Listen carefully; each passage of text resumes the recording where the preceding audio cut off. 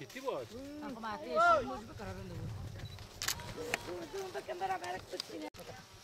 Bayağı anlaşmak mı yok? Kaç anlaşmak yok?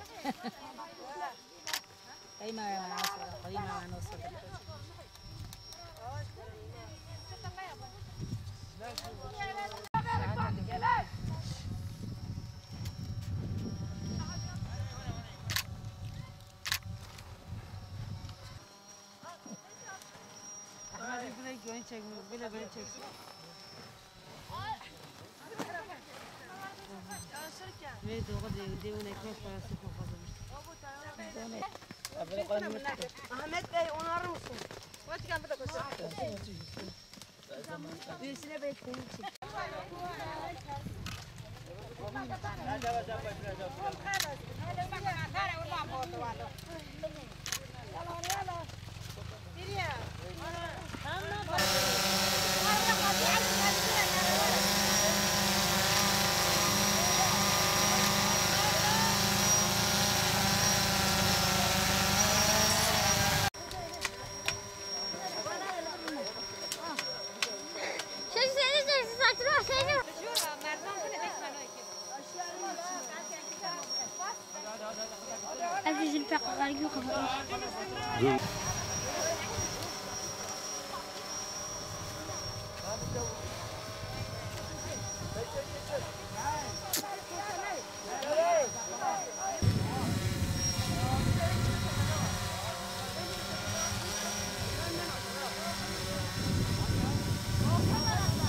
Yavaş. Al da. Bu tarafa çek. Yavaş yavaş.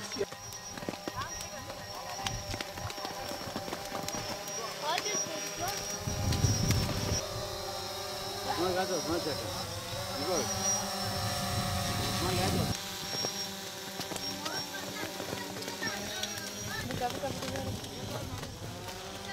Abi.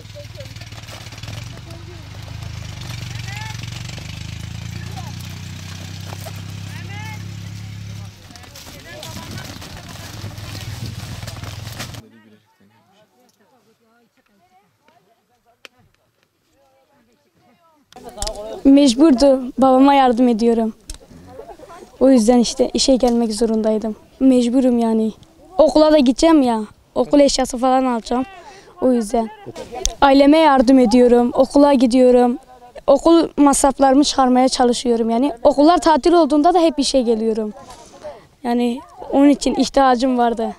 O yüzden gelmek zorundaydım. Ben de geldim. Peki burada ne yapıyorsunuz? Niçin çalışmaya geliyorsunuz? Annemle beraber çalışıyorum.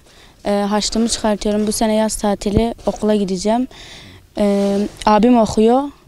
Lise 3. sınıf öğrencisi. İşte onların harçlığını çıkarıyoruz. Fıstık topluyoruz yömye. Sabah geliyoruz, akşam gidiyoruz. Sıcak, hava sıcak mecbur. Koşullar zor ama mecbur. Kaça gidiyorsun? Lise 1'e geçtim. Peki neden gelip burada çalışıyorsun? Anneme onlara yardım etmek, paramız olsun diye, fakir diye. Mahallede gezmek hiç iyi değildir. Arkadaşlar kötü olmak hiç iyi değildir bu. Çalışmak da iyidir. Çalışınca mesleğin eline geçmek için diyor. Peki nasıl, ne yapıyorsunuz burada? Biz burada çalışıyoruz, fıstık topluyoruz. Kaçta geliyorsunuz, kaçta gidiyorsunuz? 6'da yolda geliyoruz. 7.30'da burada yetişiyor, 5'te de eve gidiyoruz.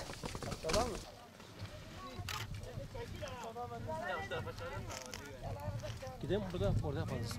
Yok hemen gel.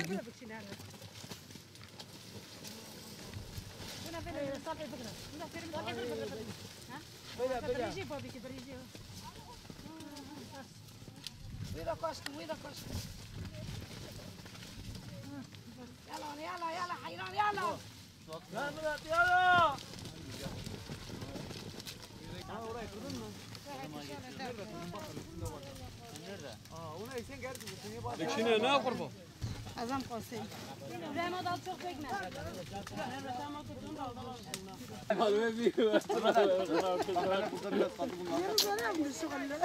ايش دي شغلنا؟ ولا شغطة ونري وندايم. Tek tek tek.